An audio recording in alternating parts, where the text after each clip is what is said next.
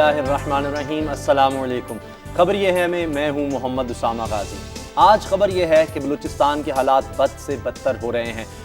Chief justice of Pakistan ने notice भी दिया हुआ है। अमन अमान केस की आज फिर समाअत है और अटॉर्नी जनरल को हर हाल में पेश होने का हुक्म दिया है। साथ ही फरिश्ते लाने का भी कहा है। जो लोग कत्ल हुए हैं, जो लापता हैं, मगर हालात फिर भी कंट्रोल नहीं हो रहे। जो कभी अम का गहवारा था कोयटा और बलूचिस्तान, आज वहाँ हर तरह से लोग कत्ल किए जा रहे हैं। हर किस्म का इंतशार, तशद्दुद वहाँ पर हमें नज़र आता है। पहले सूबे की बुनियाद पर लोगों को वहाँ से कत्ल किया गया और बाहर जाने पर मजबूर किया गया। उसके बाद हम फ़िरक़ावारियत देख रहे हैं, कत्ल गारत देख रहे हैं, दहशत गर्दी है, अगवा बराए तावान की वारदातें हैं। गर्ज हर किस्म का तशद्दुद, हर किस्म का जुर्म बलूचिस्तान में हो रहा है। आखिर ऐसा क्यों है?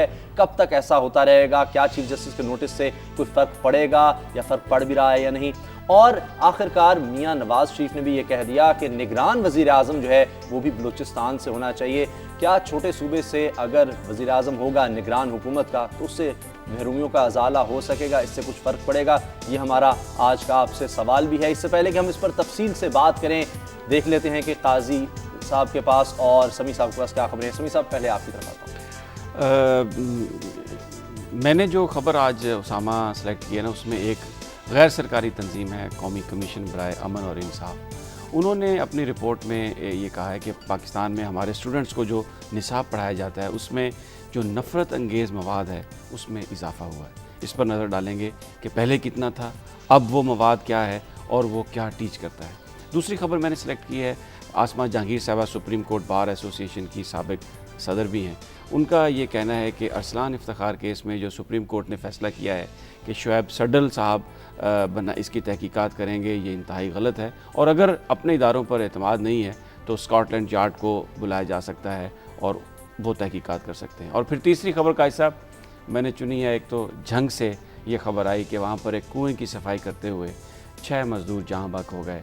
और दूसरी खबर इसके साथ जो मैंने खबर को जोड़ा है, पेशावर से ये खबर आई कि एक बोसीदा मकान की छत गिरने से 5 अफराद एक फैमिली के जहाँ बहक हो गए। तो इन हलाकतों का ज़िम्मेवार कौन है? क्या हमारे वो इदारे जो पब्लिक सेफ्टी के रिस्पॉन्सिबल हैं वो अपना काम सर अंजाम दे रहे हैं? क्या उनके पास वो वसाइल मौजूद हैं? इस पर आज बात करें। ठीक है, काजी साहब जी। मैं पहली खबर मेरी फाटा के बाबत कुछ आदाद व शुमार हैं जिसमें ये बताया गया है कि तकरीबन हर दूसरा आदमी इस जंग का किसी न किसी हवाले से ज़ाती तौर पर या अपने किसी करीबी और प्यारे की मौत के हवाले से उसका शिकार हो चुका है। लेडी रेडिंग अस्पताल है एक, वहाँ पे जो सारा इसका ब्रंट ले रहा है। फाटा में सारे अस्पताल बंद हो गए हैं, डॉक्टर भाग के चले गए हैं। इसमें एक 14 साल बच्चे की कहानी भी है जो इंतज़ार कर रहा है कि कब उसके ज़ख्म भरें और कब वो स्कूल में वापस जा सके। और इसके साथ मैंने एक खबर और जोड़ी है। खबर तो अमेरिका से है मगर मिलती जुलती है जी। अमेरिका की सोसाइटी ऑफ सिविल इंजीनियर्स ने ये कहा है कि अमेरिका किसी भी शदीद ख़तरे का इंफ्रास्ट्रक्चर उसका इतना बोसीदा हो चुका है क्योंकि पिछले 10-12 सालों में 12 बड़े हादसात हुए हैं, तो किसी वक्त भी बड़ा वाक़या हो सकता है। और उसे $2.2 ट्रिलियन चाहिए अपने बोसीदा इंफ्रास्ट्रक्चर को, पाइपलाइंस को, उनको मुरम्मत करने के लिए, मगर उसके पास पैसे नहीं है क्योंकि वो पैसे इराक में बारूद की सूरत में उंडेले जा चुके हैं, अफ़गानिस्तान में उंडेले जा चुके हैं। कहानी एक सी है मुख्तलिफ हवालों से, तो इस पर बात करेंगे। और फिर इसमें जो उन्होंने प्राइवेटाइज़ किया है इन सारे इंफ्रास्ट्रक्चर को, उन्होंने किस तरह मेंटेनेंस स्टाफ को बाहर निकाला, 55% अपने मुनाफों में इजाफा किया और अब अमरीकी अवाम, ये दहशतगर्दी की जंग, वहाँ अमरीकी अवाम के ख़िलाफ़ भी दहशतगर्दी, माशी दहशतगर्दी में इस्तेमाल हो रही है। इस पर बात करेंगे। और आखिर में अली मूसा गिलानी और जनाब मखदूम शहाबुद्दीन जो हैं जी, जो वज़ीर भी हैं, उनकी ज़मानतें खारिज कर दी गई हैं।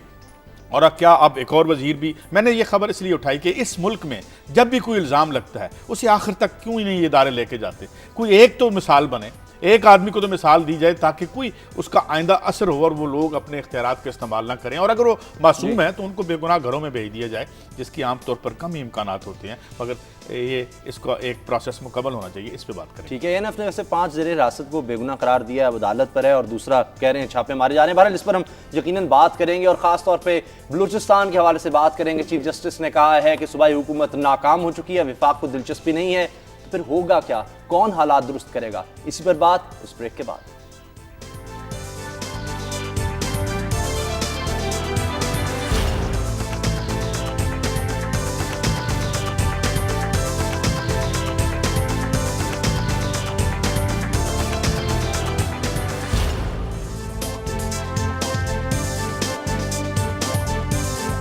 खुशामदीद। हम बात करेंगे बलूचिस्तान के हवाले से। आज चीफ जस्टिस ने बुलाया भी है अटॉर्नी जनरल को, देखते हैं उसमें क्या पेशरफ्त होती है। लेकिन बलूचिस्तान के हालात इस कदर बुरे हैं कि वहाँ जाने वाले और वहाँ रहने वाले ख़तरे से खाली नहीं। खौफ की एक फ़ज़ा मुसलसल रहती है, रोज़ाना कोई ना कोई बुरी खबर हमें वहाँ से मिलती है, रोज़ाना लोग कत्ल किए जाते हैं और आज तक कोई गिरफ़्तारी नहीं हो सकती। किसी भी वक्त कहीं भी जाकर किसी को गोलियों का निशाना बना दिया जाता है। और अब ये जो मामला है ये सिर्फ कोयटा तक या दूसरे इलाकों तक महरूम नहीं रहा, बलूचिस्तान से आगे हम गिलगित बल्तिस्तान में भी देखते हैं कि लोगों को कत्ल किया जाता है, हर तरह से इंतशार का शिकार हो रहा है। और अगर इस चीज़ को यहाँ ना रोका गया तो पूरे मुल्क में भी ऐसी फ़ज़ा हो सकती है, अल्लाह ना करे, खुदा ना खास्ता। लेकिन इसीलिए इस चीज़ को यहीं पर रोकना बहुत ज़रूरी है। लेकिन सूबाई हुकूमत मुसलसल नाकाम नज़र आती है, सिक्योरिटी इदारे हमें नाकाम नज़र आते हैं और चीफ जस्टिस ने कहा है कि विफाक को दिलचस्पी नहीं है। तो फिर आखिर किस तरह से हालात बेहतर होंगे, लोग किस तरह खौफ में अपनी ज़िंदगी गुजार रहे हैं, इस बारे में हम बात करेंगे। दुनिया न्यूज़ के नुमाइंदे हैं बलूचिस्तान से, कोयटा से, फरीदुल्लाह, जो रोज़ाना हमें रिपोर्टिंग करते हैं और रोज़ाना वहाँ के हालात जो हैं हम तक पहुँचाते हैं और वो देख रहे हैं कि वहाँ पर क्या हो रहा है। फरीदुल्लाह, ये बताएं कि जो बलूचिस्तान के हालात हैं, ख़ासतौर पे कोयटा के हालात हैं, लोग किस तरह ज़िंदगी गुजारते हैं, सुबह जब उठते हैं किस खौफ से वो जाते हैं बाज़ार में और काम पर? जी बिल्कुल ऐसा है कि कोयटा के हालात तो दिन ब दिन खराब होते जा रहे हैं। लोग जो सुबह घर से निकलते हैं अल्लाह का नाम लेकर, तो उन्हें ये यकीन नहीं होता कि आया वो शाम को अपने बच्चों को अपना चेहरा दिखा पाएंगे या नहीं पाएंगे, क्योंकि शहर में कोई भी जगह, कोई भी कोना ऐसा है वो जो लोग हैं जो मुल्क को खराब करना चाहते हैं या कोयटा या बलूचिस्तान के अमन को खराब करने पे तुले हुए हैं, वो उनको निशाना बनाते हैं। इनमें ना तो किसी भी आम शहरी महफूज है, ना पुलिस वाले महफूज हैं, हत्ता के एफसी वाले जो आवाम की हिफाजत के लिए तैनात किए हैं वो खुद महफूज नहीं है। और अफसोसनाक बात तो ये है, अगर हम बात करें, हुकूमत दावे तो बहुत करती है, और खासकर बलूचिस्तान हुकूमत की, और इसके वजीर आला जो है अक्सर इस्लामाबाद में रहते हैं। ऐसा लगता है कि बलूचिस्तान का दूसरा दारुल हुकूमत जो इस्लामाबाद है, कोयटा नहीं। तो इन हालात में आप खुद सोचिए कि आवाम किस तरह रह सकते हैं और क्या हालात होंगे। अच्छा, चीफ जस्टिस ने जब से नोटिस लिया है, हालात में कुछ बेहतरी आई है या मजीद खराब हो गए? जी, जब से चीफ जस्टिस ने नोटिस लिया है, तकरीबन एक छठी हेयरिंग है जो आजकल कोयटा में चल रही है, लेकिन इस हेयरिंग के बावजूद भी कोई मुस्बत तब्दीली नजर नहीं आ रही।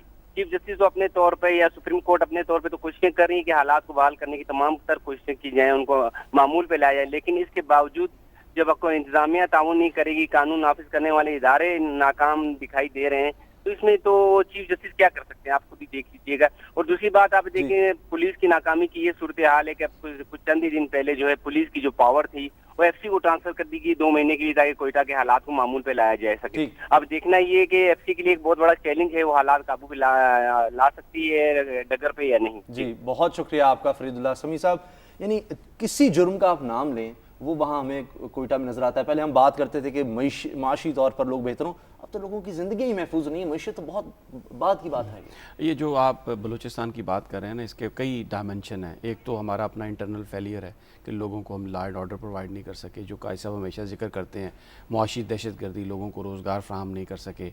लेकिन इसके साथ साथ एक जो चीफ जस्टिस साहब ने कल जो बात कही कि एक ख़ास कम्युनिटी के लोगों को टारगेट किया जा रहा है, तो जैसे आपने भी अपने ओपनिंग रिमार्क्स में कहा कि पहले तो सुबाइयत की बुनियाद पर एक ख़ास लोगों को मार के तो वहाँ से भगाया गया, अब ये एक मखसूस कम्युनिटी के लोगों को मार के ऐसा लग रहा है कि पूरे मुल्क में फ़िरका वाराना फसादात कराने की कोशिश है, क्योंकि जिस कम्युनिटी के लोग मारे जा रहे हैं वो पूरी पाकिस्तान में वो लोग बसते हैं। तो बलूचिस्तान से ये गिलगित तक तो ये आग पहुंच गई, कराची में भी हमें नज़र आता है ऐसे है। तो खुदा ना खास्ता अगर इसको ना रुका गया तो कहीं ऐसा ना हो कि ये आग पूरे पाकिस्तान को अपनी लपेट में ले ले। और इसके पीछे हमारे जो इंटरनल जो पहलू हैं, जो वजूहात हैं, वो तो मौजूद हैं, लेकिन इसके साथ साथ इसकी एक्सटर्नल वजूहात भी हैं। और एक आपको ऐसी हिकमत अमली अपनानी होगी कि जो इन तमाम अवामिल का मुकाबला कर सके। आपने अपने मैं जिक्र करूँगा अपने रिमार्क्स में भी वो कहा कि मियाँ नवाज शरीफ साहब ने भी कहा कि जो निगरान का सब सेटअप है उसमें छोटे सूबे से वज़ीर-ए-आज़म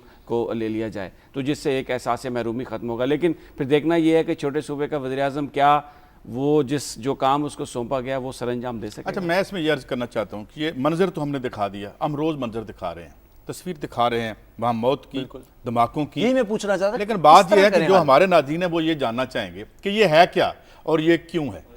अर्ज़ ये है कि वहाँ 2 किस्म की इंसर्जेंसीज चल रही हैं। अब जो ग्रेट गेम है वो अफ़गानिस्तान से बलूचिस्तान की तरफ शिफ्ट हुआ है। बलूचिस्तान के अवाम की सबसे बड़ी बदनसीबी उनके पहाड़ों में एक लाअंदाज दौलत जो दफन है وہ ان کی سب سے بڑی بدنصیبی ہے جو تمام عالمی ریشہ دوانیوں کا ایک وجہ بن گئی ہے۔ وہاں ایک جو انسرجنسی یا ایک جسے آپ کہتے ہیں ایک جنگ جاری ہے وہ ایران اور سعودی عرب کی ہے، جس میں یہ شیعہ لوگ جو ہیں اور یہ ساری کہانی ہو رہی ہے، اور دوسری جو ہے وہ چائنا اور امریکہ کی ہے۔ اور وہاں پہ ایک ریکارڈ ایک ایسا ہے کہ ہم سارے کے سارے اپنے قرضے جو ہیں اتار سکتے ہیں، اور بہت سی، یہ تو بدنصیبی صرف ایک کا ذکر جس کر کی رہے ہیں طرف سمی ابراہیم نے ذکر کیا، جیسے انگریز وہاں حکومت کرتے رہے اس کے بعد ہماری حکومت بھی وہاں آ گئی، عوام تو بالکل اس میں سے باہر رہنے سارے کھیل میں، یہ اوپر کھیل ہو رہا ہے۔ اب اسلحہ ہے، مثال کے طور پہ اسلحہ، غریب آدمی جس کے پاس روٹی نہیں ہے وہ اسلحہ کہاں سے لائے گا بھائی؟ غریب آدمی لڑ رہا ہے وہاں پہ، وہ تو غربت سے لڑ رہا ہے، بیماری سے لڑ رہا ہے، بھوک سے لڑ رہا ہے۔ یہ لاکھ 1.5 لاکھ روپے کی کلاشنکوف، یہ کروڑ روپے کا ایکسپلوسیو وہاں کون لے کے آتا ہے؟ یہ غریب لوگ لڑ رہے ہیں۔ یہ پہلی تو یہ بات روکے گا کون؟ اچھا، میرا سوال یہ ہے کون؟ اب یہ بات کر کون آئے گا؟ چیف جسٹس کہہ رہے ہیں کہ صوبائی حکومت ناکام ہو چکی، وفاق کو دلچسپی نہیں ہے، سیکیورٹی ادارے خود نشانہ ہیں، ان سے کوئی بہتری نہیں آ رہی، اب ایف سی کو جس طرح سے اختیارات دیے جا رہے ہیں، پولیس ناکام ہو گئی۔ چیف جسٹس صاحب نے جب سے نوٹس لیا ہے حالات میں ہم نے کوئی بہتری نہیں دیکھی، کوشش ان کی پوری ہے، کیا ہوگا؟ لیکن نا بات یہ ہے کہ کرے گا کون؟ جس کو آپ ٹیکسز دیتے ہیں، جس حکومت کو آپ الیکٹ کرتے ہیں، وہ ناکام ہو گئی، اس کا تو چیف جسٹس صاحب کہہ رہے ہیں، یہی تو میں کہہ رہا ہوں، اگر ناکام ہوگی کون اس کی کیا وجہ؟ آپ کہتے ہیں کہ پھر عوام جو ہے پھر تنگ آ کے پھر آ جائے۔ میں یہ کہتا ہوں کہ اس لیے یہ سب کچھ اس لیے ہے کہ جب کوئی بھی حکومت جو ہے عوام کی ایسپیریشنز کو ٹرانسلیٹ انٹو ریئلٹی نہیں کرتی، جب اس کا یہ منتہی مقصود ہی نہیں ہوتا، وہاں پہ یہ ٹھیکوں کی لڑائی ہو رہی ہے، ٹھیکہ ملے گا آسٹریلیا کی کمپنی کو ملے گا، فلاں کمپنی کو ملے گا۔ ڈاکٹر مبارک بند جو ہیں وہ آ کے بتا رہے ہیں جناب میں کر دیتا ہوں۔ آپ نے جو کرنا ہے، جو آپ کی پریورٹی ہوگی اس کے مطابق ہوگا نا اسامہ صاحب۔ آپ نے صبح آپ کی یعنی حکومت چاہتی نہیں اس کو درست کرنا آپ کے خیال میں؟ دیکھیں چاہنے نہ چاہنے کی بات نہیں ہے، بات مفادات کی ہے۔ اوپر ان جو وارنگ فیکشنز ہیں جو تالے آزمائی کر رہے ہیں حکومت میں آنا، دیکھتے ہیں لوگ کیا سوچ رہے ہیں۔ ایوب ہیں ہارون آباد سے، جی ایوب کیا کہیں گے آپ؟ جی اسامہ صاحب، میں نے اس سلسلے میں گزارش یہ ہے کہ سمی ابراہیم صاحب اکثر کہتے ہیں اور اسی طریقے سے قاضی صاحب بھی کہ ہمارے جو یہ مسائل ہیں یہ پاکستان بننے سے شروع ہوئے ہیں۔ وڈیرا سسٹم اور اس کے علاوہ صنعت کار جو ہیں وہ ملک کو انہوں نے لوٹا، وہی سیاست میں آئے، وہی اچھی پوسٹوں پہ آئے، اور غریب جو ہے وہ پسا۔ میں آپ کو زیادہ وقت نہیں لوں گا، صرف ایک تجویز دوں گا جی۔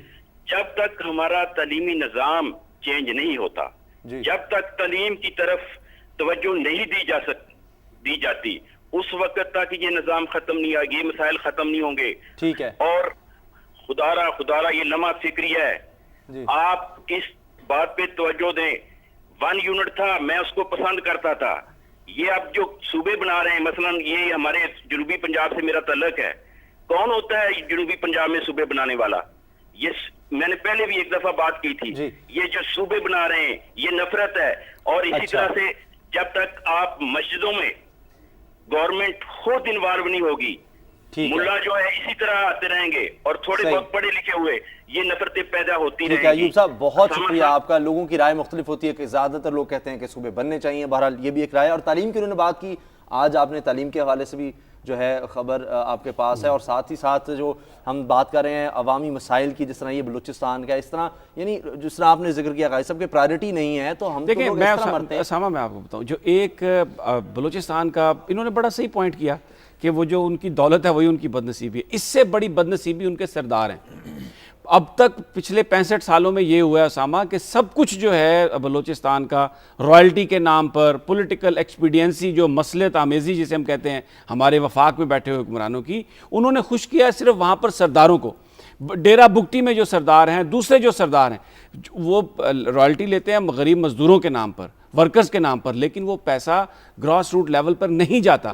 وہاں پر اگر سڑکیں بنتی ہیں، وہاں پر اگر بجلی جاتی ہے تو وہ صرف ان سرداروں کے علاقوں میں جاتی ہے۔ پھر وہی سردار، کیونکہ ان کے پاس انہوں نے ہوسٹیج بنایا ہوا ہے بلوچستان کے عوام کو، یہ بیسیکلی خوش نہیں ہوتے تو پھر آپ دیکھتے ہیں نہیں وہ جو میں وہ لائنیں غریب آدمی نہیں اڑاتا، وہ لائنیں ان سرداروں کے پیڑ لوگ اڑاتے ہیں، وہ ان سرداروں کی ملیشیا اڑاتی ہے۔ جیسے قائد صاحب نے کہا غریب آدمی کے پاس تو کچھ بھی نہیں ہے، وہ تو پہلے سرداروں کے ہاتھوں لٹتا ہے، پھر گورنمنٹ کے ہاتھوں لٹتا ہے، اس کے پاس تو کچھ بھی نہیں ہے۔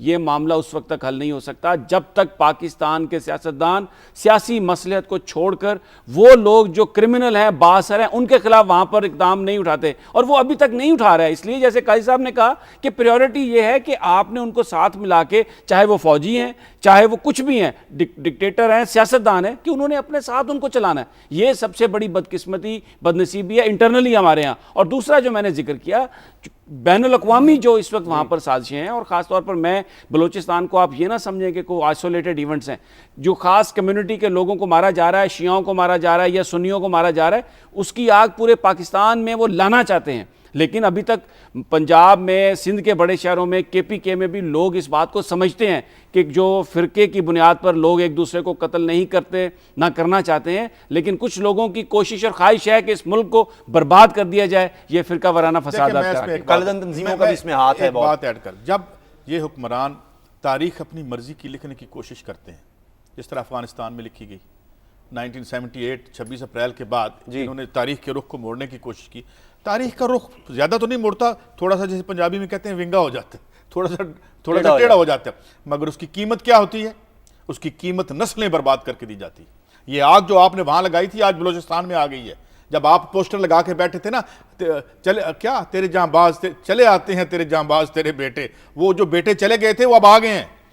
اب آپ ایک تاریخ میں اور اس کا نتیجہ کیا نکلا؟ یہاں بزنس امپائرز بن گئی ان لوگوں کی جنہوں نے ان کی سپورٹ کی تھی اس وار آن ٹیرر۔ یہ جو ساری آپ پیپسیاں، کوک اور یہ جو سارے ڈرنکس پیتے ہیں نا، یہ افغان وار کا تحفہ ہے، جن کی وہ فیکٹریاں ہیں، جو لوگ جنہوں نے پیسے بنائے، جہاز ڈالرز کے بھرے ہوئے آتے تھے اور وہ پھر تقسیم ہوتے تھے، ان لوگوں کے وہ جو بینیفٹس ہیں، وہ جو مرسنریز بنے گئے، پھر پاکستان کی کیا ہوا؟ جو بھی آئی ایس آئی سے ریٹائر ہوا وہ جا کے انہی کا کنسلٹنٹ بن گیا، لوٹا گیا۔ بالکل یہ صحیح کہا ہے قاضی صاحب نے۔ یہ تو ہو چکا، اب ہمیں بہتری کی طرف بھی جانا ہے، اس کی طرف بھی آتے ہیں۔ اور ترجیحات کی آپ نے بات کی، میں چاہوں گا وہ جو پشاور والا واقعہ ہے اور پھر جنگ کا جس کا آپ نے ذکر کیا، وہ بھی ترجیح نہیں ہے۔ اس سے پہلے، اس پر آنے سے پہلے ہمارے ساتھ کالر ہیں سرفراز ورجینیا سے۔ سرفراز کیا کہیں گے آپ؟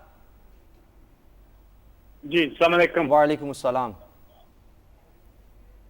میں سمیع ابراہیم صاحب کو سلام کرنا چاہتا ہوں، ان سے بات کرنا چاہتا ہوں۔ جی کریں۔ السلام علیکم۔ جی وعلیکم السلام۔ سمیع صاحب، میں سرفراز چیمہ نیو یارک سے بول رہا ہوں۔ جی بولیں، ہمارے پاس وقت کم ہے۔ جی آپ اپنے ٹی وی کی آواز بند کر کے اگر بات کریں تو میں آپ کی بات کا جواب دے سکوں گا۔ جی میرے خیال ہے سرفراز جو ہے نا وہ اپنی آواز خود ٹی وی پر بھی سن رہے ہیں، بعض کال کے ساتھ یہ مسئلہ ہوتا ہے۔ چلیں آپ پھر کبھی کال کیجیے گا اور جو اپنا ٹیلی ویژن ہے کوشش کیجیے گا اس سے۔ اب اسامہ میں آتا ہوں ان سٹوریز کی جانب جن کا آپ نے ذکر کیا۔ قاضی صاحب، جنگ میں 6 یہ حکمرانوں کی میں آپ کو پریورٹیز بتانا چاہتا ہوں۔ 6 افراد، ایک کنواں تھا، اس کو صاف کرنے کے لیے نیچے اترے اور وہ زہریلی گیس سے وہ مر گئے۔ کچھ دن پہلے بھی ایسی اس سے پہلے بھی پنڈی سے روزانہ آتی ہیں۔ پورے اچھا، ملک میں خیبر پختونخوا میں پشاور میں کیا ہوا کہ ایک بوسیدہ، ابھی صبح ایک بوسیدہ مکان گرا ہے، ایک فیملی کے 5 آدمی مر گئے۔ یہ جو سارے پبلک سیفٹی کے رسپانسبل جو ادارے ہیں وہ کہاں ہیں؟ آپ مجھے بتائیں کہ کنویں میں اگر کہیں بھی دنیا کے کسی بھی دوسرے ملک میں اگر کسی کنویں کی صفائی ہونی ہے تو جو مزدور نیچے اترتا ہے گیس ماسک پہنتا ہے، ایمرجنسی اس کے پاس موجود ہوتی ہے، میک شور کیا جاتا ہے، اس بات کو یقینی بنایا جاتا ہے کیونکہ انسانی جان ضائع نہ ہو۔ مجھے بتائیں کہ وہ جو کنویں میں جنگ میں بیچارے صاف کرنے کے لیے اترے، جن میں سے 2 کرسچین تھے، مجھے آپ یہ بتائیں ان کے پاس نہ گیس ماسک، ان کے پاس نہ کوئی ایمرجنسی ریمیڈی، کس کا کام تھا یہ ان کو فراہم کرنا؟ اچھا، یہ جو بوسیدہ مکان گرتے ہیں یہ شہری انتظامیہ کا ذمہ ہوتا ہے، ان کے انسپیکٹرز ہوتے ہیں، پوری دنیا میں یہ ہے کہ وہ جا کے دیکھتے ہیں کہ کون سی جگہ رہنے کے قابل ہے، اگر رہنے کے قابل جگہ نہیں ہے تو سرکاری طور پر اس کو ڈیمولش کیا جاتا ہے، پبلک سیفٹی کا خیال کیا جاتا ہے، مگر اسی لیے کہا جاتا ہے کہ ڈیموکریسی ہو، لوگ جو سٹیک ہولڈرز ہوتے ہیں وہ ہوں۔ لیکن ہمارے ہاں وہ جو ادارے ہیں ان کا کیا کام ہے میں بتا دیتا ہوں کہ جی وزیر اعلیٰ صاحب کا کوئی بندہ دورے پہ آ رہا ہے، وہ پوسٹر لگا رہے ہیں بھی کم، وہ مختلف جو سرکاری ملازمین ہیں ان کے گھر وہ کام کر رہے ہیں اور اپنا جو کام ہے وہ سر انجام نہیں دے رہے۔ سوال یہ بھی ہے نوٹس جاتے ہیں اور وہ لوگ کہتے ہیں ہم غریب اتنے ہیں، ہم یہ گھر چھوڑ کے کہاں جائیں، ہم مریں گے تو ہی مریں گے۔ میں دونوں بات، پہلے میں پہلی بات کی طرف آتا ہوں۔ دیکھیں کوئی اتنی مشکل نہیں ہے، نہ ہی کہ نیوکلیر فزکس ہے کہ میں بات سمجھنا ہے۔ جن خطرات سے ایک مزدور دوچار ہے، یہ حکمران دوچار ہے اپنے گھروں میں۔ ان کے گھر اور رہن سہن دیکھیں، جس مزدور کے پیٹ میں یہ روٹی کا نوالہ نہیں ڈال سکتے، 7 سے 8 ہزار روپے دیتے ہیں، اسے ماس خرید کے دیں گے؟ یار ہم کس سے مانگ رہے ہیں؟ ہم کیا کہاں استدا کریں؟ بےحسی ہے، میں انسانی نہیں، جان بےحسی سب نہیں سے ہے قیمتی سر، چیز ہے۔ بےحسی نہیں ہے. اس ملک میں کاروبار بن گیا سیاست. 500-600 ارب روپے سالانہ کا یہ کاروبار ہے، اس کے بینیفیشریز ہیں لوگ. یہ ایک دھندا ہے بھائی. یہ اگر 400-500 ارب روپیہ عوام کی ان چیزوں پہ خرچ ہو، جو 8 ارب روپیہ میں روز کہتا ہوں، جو نیب کہتی ہے ڈیلی چوری ہو جاتا ہے، وہ ان باتوں پہ خرچ ہو، تو یہ پریورٹی نہیں ہے. یہاں پریورٹی ہے لندن میں کس کے فلیٹ کتنے ہیں، یہاں آپ کا فارم ہاؤس کتنا بڑا ہے، اور تقریر آ کے کرنی ہے ٹی وی پہ بیٹھ کے. ایک تو بھاگ ہی گئے، وہ اس کی نظر نہیں آتے آج کل، عباسی صاحب، حنیف عباسی صاحب، بڑی انہوں نے ہماری اصلاح کی کوشش کی. جب ایفیڈرین کا کیس ہوا تو اب بالکل غائب ہو گئے. بیسیکلی جو لیاقت کیا علی ہمارے واردات ساتھ ہے؟ ہیں، ہمارے نمائندے جھنگ سے. لیاقت، کوئی چیز نہیں تھی ان کے پاس، کوئی انتظامیہ نے ان کو کوئی چیز نہیں دی، اور پھر کہ جب وہ لوگ نیچے اترے ہیں، پھر ریسکیو ٹیمیں کب پہنچی، کیا ہوتا رہا؟ اسامہ، اس میں خبر یہ ہے کہ ٹی ایم اے جھنگ کے پاس سیوریج مینوں کے لیے کوئی سسٹم نہیں ہے، کوئی انتظام نہیں ہے، کوئی اکوپمنٹ نہیں ہے کہ پورے شہر میں جو سیوریج ہیں یا گٹر ہیں یا ڈسپوزل ہیں ان کی صفائی کے لیے ان کو کوئی ماسک فراہم کیے جائیں یا کوئی سلنڈر فراہم کیے جائیں، ایسا کوئی نہیں ہے. اور دوسری خبر یہ ہے کہ ان غریب ملازمین جو ہے، جو اس واقعے میں جاں بحقو ہیں، ان کے جنازے میں حکومتی کوئی چھوٹی یا بڑی شخصیت نے شمولیت نہیں کی. ان کو شاید فرق ہی اس سے کوئی نہیں پڑتا. اب میں ایک بات کروں گا، میں یہاں پر فرقہ واریت کی نشانہ نہیں بنے، اسامہ، کسی مجھے نے قتل نہیں کیا، میں ریاستی بےحسی ہے، حکومت کی بےحسی ہے. میں آپ سے یہ سوال کرتا ہوں کہ فیصل صالح یاد بھی جنگ سے وزیر، سیدہ عابدہ بھی بڑی رہی ہیں، وزیر رہی ہیں، ایک وہ سائمہ بھروانا ہے، ضلع جنگ کی ایم این اے ہے، وہ کبھی نون لیگ میں کبھی پیپلز پارٹی میں، سارے فنڈز وہ خود ہڑپ، ان کا بھی وہ یہی کام ہے. مجھے آپ یہ بتائیں، اب میں یہ کہتا ہوں لوگوں کو یہ بات یاد رکھنی چاہیے، جس پورے ضلع میں، جیسے لیاقت علی نے بتایا کہ صفائی کرنے والے کے پاس کوئی بھی سسٹم موجود نہیں ہے، یہ کس کا کام تھا؟ یہ حکمرانوں کا کام تھا. اور یہ بات میں کہتا ہوں کہ لوگ جب بھی سیاست میں آئیں، اگر وہ آئیں تو جو میں عام ووٹرز کی بات کر رہا ہوں، کہ یہ دیکھیں کہ کوئی برادری نہیں دیکھیں، کوئی ذات نہیں دیکھیں، کچھ مذہب فرقہ نہیں دیکھیں، کہ یہ آپ کے جو ایم این ایز ہیں، ایم پی ایز ہیں، جو حکمران ہیں، اگر انہوں نے آپ کو یہ چیزیں پرووائڈ نہیں کی، ان کا کوئی حق نہیں ہے کہ دوبارہ آپ انہیں ووٹ دے کے منتخب کریں. یہ بیسیکلی جب تک یہ قاضی صاحب اس پہ خفا ہو جاتے ہیں، میں بریک کے بعد اس پر ان سے بات کر لوں گا، لیکن میں پھر یہ کہوں گا کہ عوام کو یہ چیز یاد رکھنی چاہیے کم از کم اس وقت جب وہ ووٹ دینے جائیں. ٹھیک ہے. 6 لوگ ریاستی حکومتی بے حسی کی وجہ سے 6 معصوم جانیں ضائع ہو گئیں، اور روزانہ ایسے واقعات ہوتے ہیں، ہم رپورٹ کرتے ہیں لیکن کوئی فرق نہیں پڑا. کب ان کو حفاظتی انتظامات دیے جائیں گے، سہولیات دی جائیں گی، ہم اس پر بات کرتے رہیں گے. وقت ہے بریک کا، کہیں مت جائیے گا، ملتے ہیں بریک کے بعد.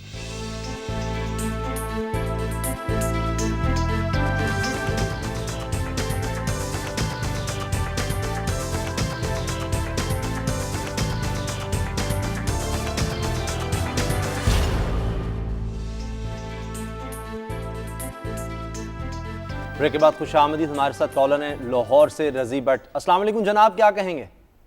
السلام علیکم سر. وعلیکم السلام.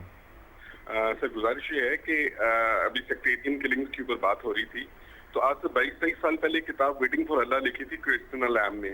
تو اس کے اندر بھی اس نے کہا تھا کہ پاکستان بننے سے پہلے ہندو مسلم فسادات تھے، اب شیعہ سنی فسادات وغیرہ کا ذکر کیا، یعنی کہ یہ ایگزسٹ کر رہا ہے معاملہ کافی دیر سے. لیکن گزارش یہ ہے کہ کیا ہم جو گریٹ گیم کا منطقی انجام تھا، جو نریندر سنگھ سریلا نے shadow of the great game میں بھی لکھا ہے، ہم بلوچستان کے حالات اس طرف تو نہیں جا رہے ہیں کہ اب ایک نئی چھوٹی سی بفر سٹیٹ بنے گی اور جو ہے ڈس انٹیگریٹ کرنے کی طرف جو وہ گریٹ گیم کے اندر تھا منصوبہ، اب ہم اس طرف تو نہیں بڑھ رہے ہیں کیا؟ کہیں اسی پر تبصرہ کر دیں تو آپ کی بہت مہربانی. میں اس میں بہت شکریہ آپ کا رضی بھائی. while not ruling it out، لیکن اس میں ہم یہ کہہ سکتے ہیں کہ امیجیٹ سیناریو ایسا بالکل نہیں ہے. اور جتنے تجزیے عالمی سطح پہ اور مقامی طور پہ آ رہے ہیں، اس میں ایک فیکٹر ایسا ہے جسے کوئی بھی اکاؤنٹ فار نہیں کر رہا یا اس پہ تجزیہ نہیں کر رہا، وہ یہ کہ یہاں لوگ بھی بستے ہیں اور لوگ اپنا ایکسپریشن دیتے رہے ہیں. اگر ہم دیکھیں تو 47 کی موومنٹ آپ دیکھ لیں، پھر 68-69 کی موومنٹ دیکھ لیں، 86 میں دیکھ لیں، اس سے پہلے جو ہے، تو یہ بھی ہو سکتا ہے کہ وی فورس دی پیپل کہ وہ اپنے معاملات کو خود درست کریں، اور یہی میرے خیال میں سب سے پازیٹیو سینیریو ہمارے لیے ہو سکتا ہے. چلیں، عمر ہے میاں والی سے. جی عمر، کیا کہیں گے؟ سر مسئلہ یہ ہے کہ میں آپ کے توسط سے اپنے گاؤں کے حالات بتانا چاہتا ہوں. ہمارا گاؤں تقریباً 1000 گھر کی آبادی پہ موجود ہے. میاں والی کا آگے ایک موسیخیل ہمارا شہر ہے، اس کا ایک قصبہ ہے دلیلی والا. جی، وہاں پہ تقریباً 30 سال پرانی ہماری ایک سرکاری ٹربین لگی ہوئی ہے، جہاں پہ یہ حالات ہے کہ ہماری عورتیں سر پہ گھڑے اٹھائے رہتی ہیں. ایک دن موٹر چلتی ہے، وہ ایک موٹر تقریباً 3 لاکھ کی آئے گی، 2 لاکھ کی آئے گی، حکومت پنجاب وہ نہیں دے سکتی. ٹھیک ہے، یہ ہیں عوامی مسائل. بالکل موٹر اتارتے ہیں جی، وہ ٹھیک ہوتی ہے، دوسرے دن جو ہے نا خراب ہوئی جاتی ہے. 3 مہینے 2 مہینے یہ پوری گرمیاں ہماری چلتے ہوئے گزر گئی ہیں. 3 کلومیٹر ہماری عورتیں جاتی ہیں، پانی بھر کے لاتی ہیں. تو میں آپ کے توسط سے وزیر اعلیٰ پنجاب سے ریکویسٹ کرنا چاہتا ہوں کہ ہمیں موٹر تو دے دیں کم از کم، نہیں ریپیئر نہیں دے سکتے تو کم از کم ایک چھوٹی سی موٹر ہے وہ تو خرید کے دے دیں تاکہ نہیں ڈال دیں اور اس میں پانی تو ہمارے پینے کا میسر آ جائے. ٹھیک ہے، ہم کوشش کریں گے. آپ کا جتنے بھی یہ جو جگہ ہے، علاقہ ہے، اس کو نوٹ کر لیں اور ہماری جو ٹیم ہے پھر اس پر ہم فالو اپ کریں گے. بہت شکریہ آپ کا عمر. جھنگ سے ایک کالر ہمارے ساتھ ہیں. السلام علیکم جناب، فرمائیے. جی السلام علیکم.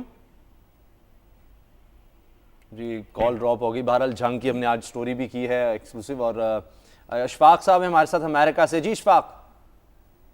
بلوچستان میں جو فرقہ وارانہ فسادات ہو رہے ہیں، گلگت میں بسوں سے اتار کر کراکورم ہائی وے پہ شیعوں کو قتل کر رہے ہیں، ہر جگہ قتل، پورے اولیاء اللہ جو ہیں ان کی قبر کو بم سے مسمار کر رہے ہیں، فاتحہ درود اور سلام پڑھنے والوں کو قتل کر رہی ہے. سعودی عرب اربوں ڈالر ڈسٹریبیوٹ کر کے مسلمانوں کو ڈیوائیڈ کر رہا ہے ایز اے مغربی ایجنٹ.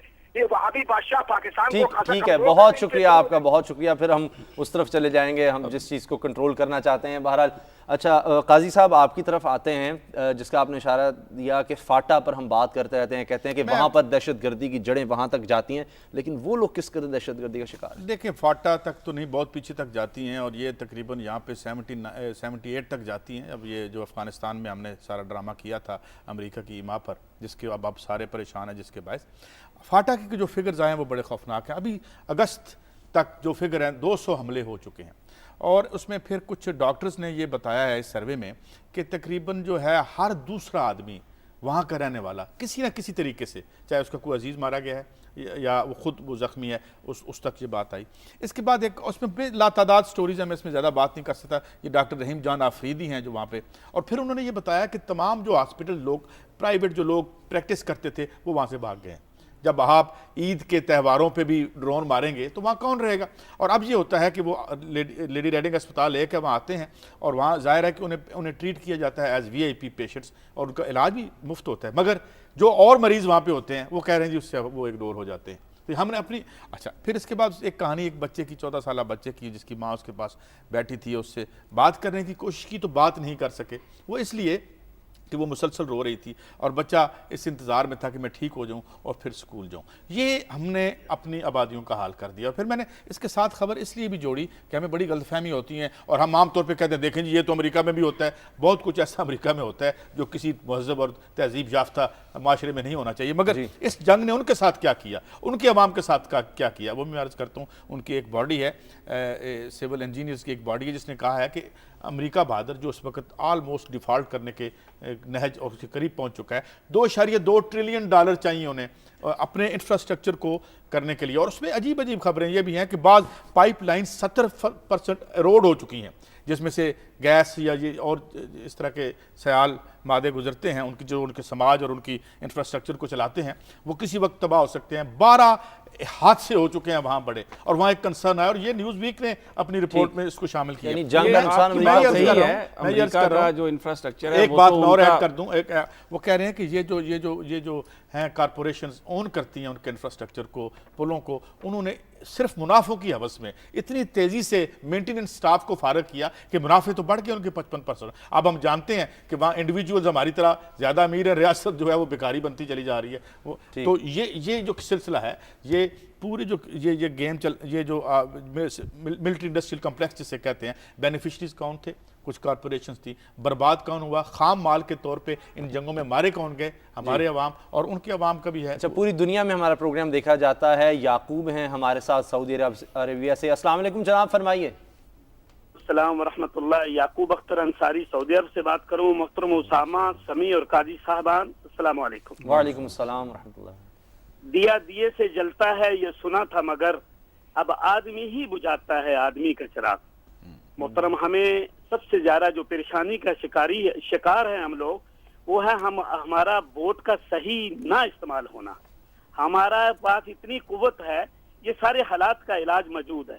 یہ لوگ جو اس وقت برسر اقتدار ہیں، ان کے لیے خاص کر کراچی کے عوام کے لیے ایک گزارش ہے آپ کے پروگرام کے ذریعے 4-5 سال کے اندر جو جماعتیں دعویٰ کرتی ہیں ملکی وفاق کا، یہ سب مل کے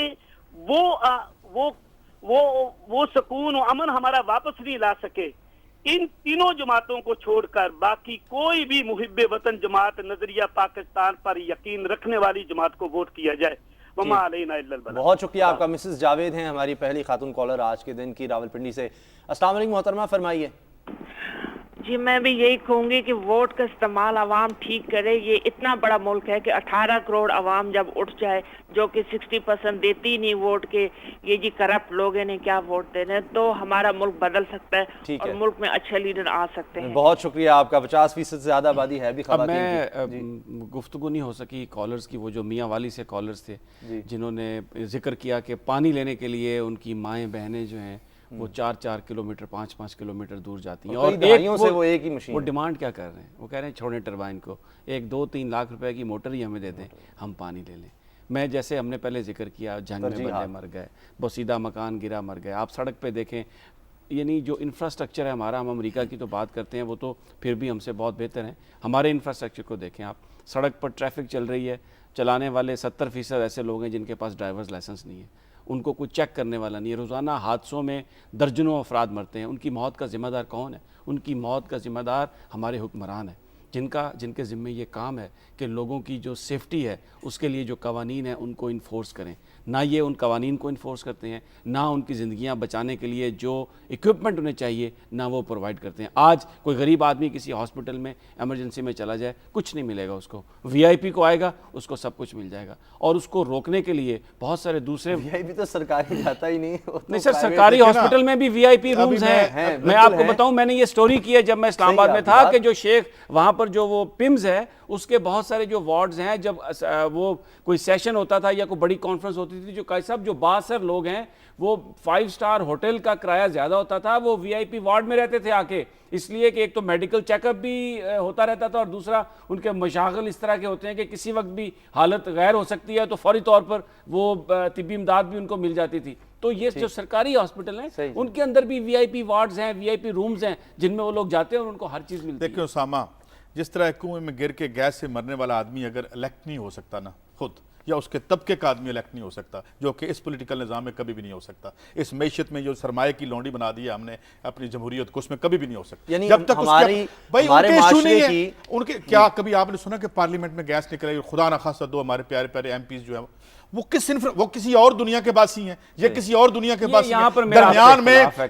میں دولت اور غربت کی اتنی بڑی خلیج ہے، اتنی بڑی خلیج ہے. وہ مجھے شام کو جو بندہ روٹی نہیں کھا سکتا وہ 100 پمفلٹ چھپوا سکتا ہے الیکشن کے لیے. نہ کریں یہ سنگین اور بیہودہ مذاق عوام آدمی کے ساتھ. الیکٹرل سسٹم بدلنا پڑے گا جس میں اس پیسے کے کردار کو ختم کرنا پڑے گا، ورنہ نہیں.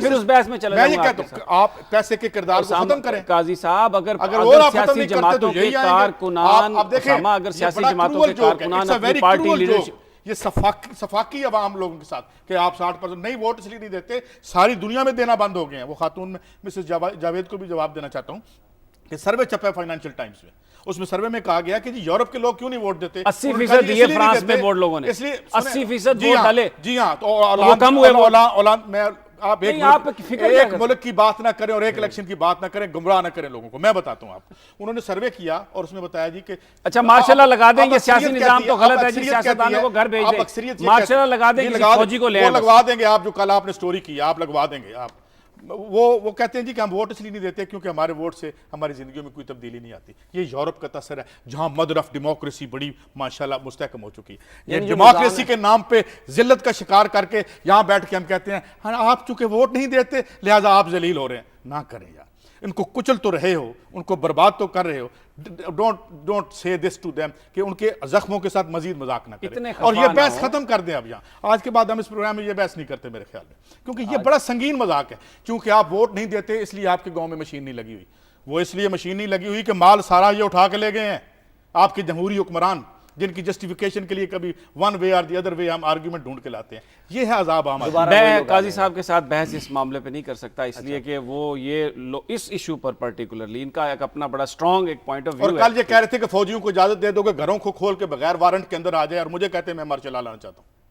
یعنی کل یہ سٹوری ہوئی یہاں پہ، وہ اب ہم یہ ان کا کمال ہے، یہ دیکھیں ذرا، ان کا کمال یہ ہے کہ جس کانٹیکسٹ میں گفتگو ہو رہی ہو اس کانٹیکسٹ کو اڑا کے یہ اپنا جو مدعا ہے اس کے پیچھے پڑ جاتے ہیں۔ پہلے جب فوجی اٹھا کے پھانسیاں دیتے رہے ہیں چوکوں میں لوگوں کو تو وہ دہشت گردوں کو ہی دی ہے انہوں نے، جب فوجی ضیاء الحق کے دور میں انہوں نے دہشت گردوں کو دی، حسن ناصر دہشت گرد تھا، عثمان غنی دہشت گرد تھا، رزاق جھرنا دہشت گرد وہ تھا۔ اب دہشت گردی کو کنٹرول کرنے کے لیے کوشش نہیں، اب یہ ان حالات کو، ان حالات سے مجھے نہیں پتا کیسے یہ پیرلل ڈرا کر رہے ہیں ان کے ذہن میں، یہ ان کا اپنا پوائنٹ آف ویو ہے۔ میں آتا ہوں قومی جو کمیشن برائے امن انصاف ہے اس کی رپورٹ پر، کیونکہ ہم بات کر رہے تھے قتل و غارت کی، بلوچستان کی صورتحال کی۔ یہ ایک غیر سرکاری تنظیم ہے، لیکن انہوں نے جو ایک سروے چھاپا ہے نا اس نے آنکھیں کھول دی ہیں، وہ جس کے مطابق پاکستان میں ہمارے نصاب تعلیم میں ہمارے بچوں کو جو پڑھایا جا رہا ہے اس میں جو منورٹیز کے خلاف جو کانٹینٹ ہے اس میں اضافہ ہو گیا۔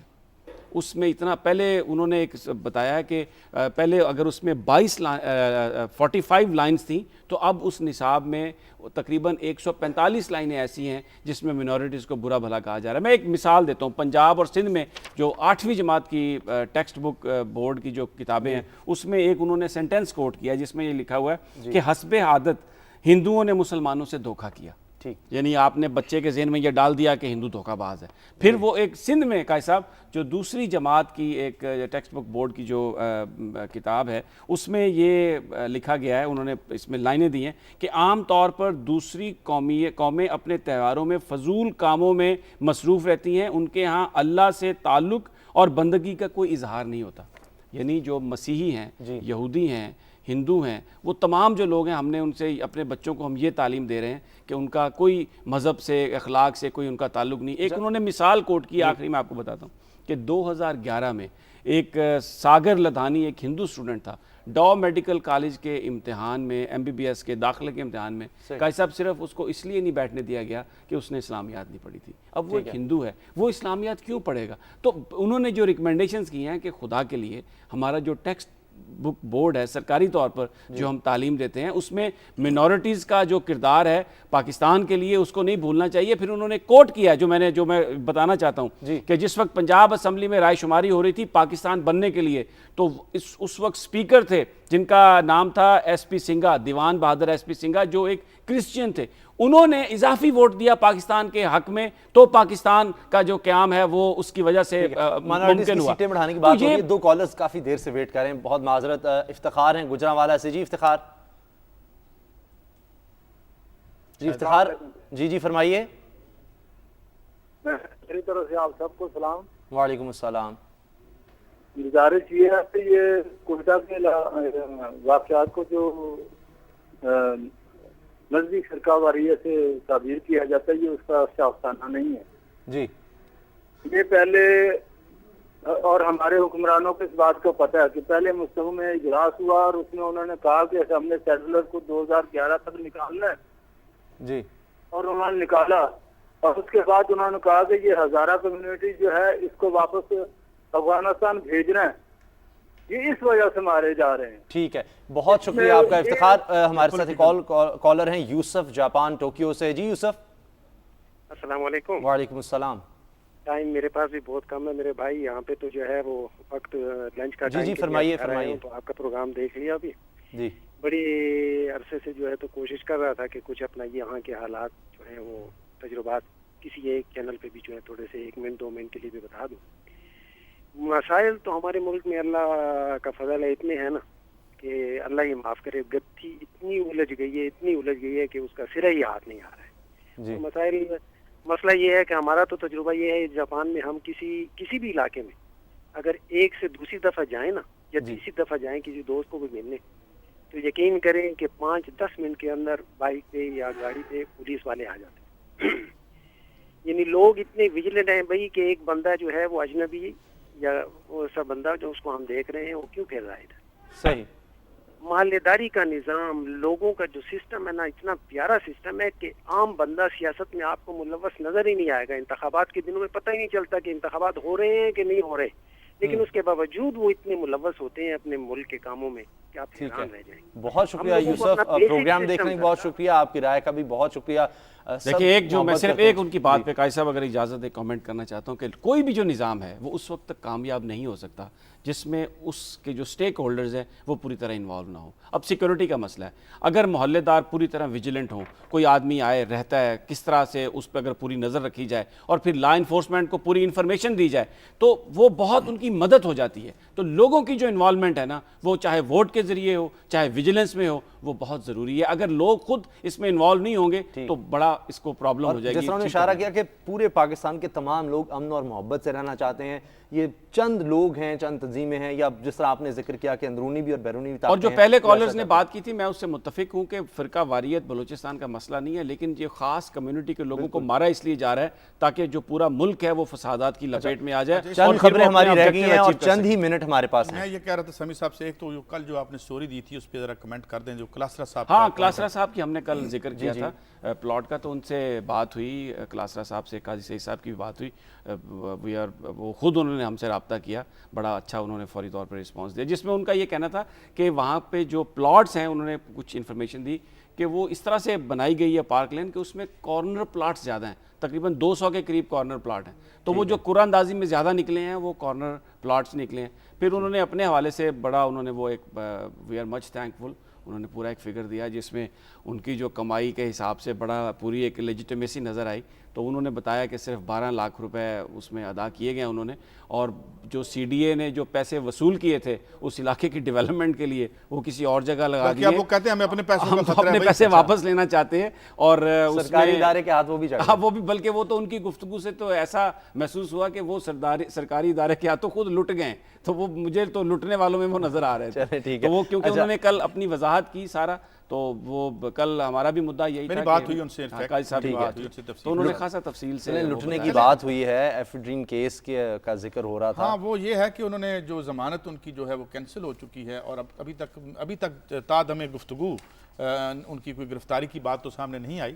لیکن ایک خبر آئی تھی جب آپ سے وہ بات بھی ہو رہی تھی کہ جو وزیر موصوف ہیں انہوں نے کہا ہے کہ جی وہ شاید پیش ہو جائیں گے, اس طرح کی خبریں ابھی انکنفرمڈ آ رہی تھیں. لیکن بات یہ ہے کہ اس میں اس لیے بات کروں کہ عالمی سطح پہ ہماری بڑی بدنامی ہوئی ہے, کیونکہ ایفیڈرین کی وجہ سے یہاں سے کچھ سمگلنگ جو ایران کے ذریعے ہوئی اس کو نوٹس کر لیا تھا جو عالمی ادارہ ہے انسداد اس منشیات کا, تو وہ انہوں نے آنا تھا جولائی میں, ابھی تک نہیں آئے, شاید وہ آئیں, تو اس لیے بھی حکومت اور شاید اے این ایف سب کچھ کرے. مگر میں یہ کہتا ہوں کہ جن کے پاس طاقت آتی ہے, پولیٹیکل پاور آتی ہے, ممکن ہے انہوں نے یہ سب کچھ نہ کیا ہو, انہیں میلائن کرنے کی کوشش کی جا رہی ہو, مگر جو بھی ہے دودھ کا دودھ اور پانی کا پانی تو ایک دفعہ ہو جائے نا. یہ تو طے ہے کہ ایفیڈرین کے طے شدہ کوٹے سے زیادہ کوٹا لیا گیا, اب کسی نے دلوایا بھی ہے, اور وہ بیوروکریسی نے. یہ بات آپ کی صحیح ہے کہ اس کی انویسٹیگیشن ہونی چاہیے, اور ہم اس کو بار بار اس لیے لے رہے ہیں کہ اس کا ایک لاجیکل اینڈ ہمیں نظر آئے. میں اپنی ایک آخری جو سٹوری رہ گئی ہے اس کا ذکر کرنا چاہتا ہوں. قاضی صاحب, ارسلان افتخار کیس, اس میں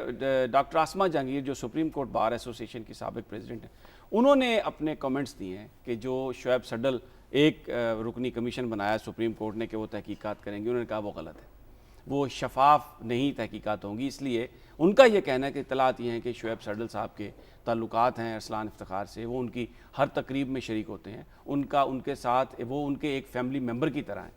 اور ساتھ انہوں نے یہ کہا کہ اگر پاکستانی اداروں پر سپریم کورٹ کو اعتماد نہیں ہے تو آپ ایک ایسا معاملہ ہے جس میں chief justice of Pakistan involve ہیں, ان کے بیٹے صاحبزادے انوالو ہیں, تو ان کو آپ اسکاٹ لینڈ یارڈ کے ذریعے آپ اس کو تحقیقات کروا لیں کسی ایسی انڈیپینڈنٹ ایجنسی سے. ان کا کہنے کا مطلب یہ تھا کہ کسی ایسی انڈیپینڈنٹ ایجنسی سے آپ اس کی تحقیقات کرائیں تاکہ دودھ, جو آپ نے بات کہی, دودھ کا دودھ اور پانی کا پانی ہو. کس کی ہم انٹرنیشنل سے کروائیں, قتل کیس کی ہوئی اس کا آج تک کچھ نہیں بنا. نہیں, اب یہاں پر نہیں اسامہ, جب چیف جسٹس صاحب کے صاحبزادے کی بات آئے تو اگر آپ یہ کہیں کہ اب کس کا کروائیں تو یہ ڈسکریمنیشن نہیں ہونی چاہیے.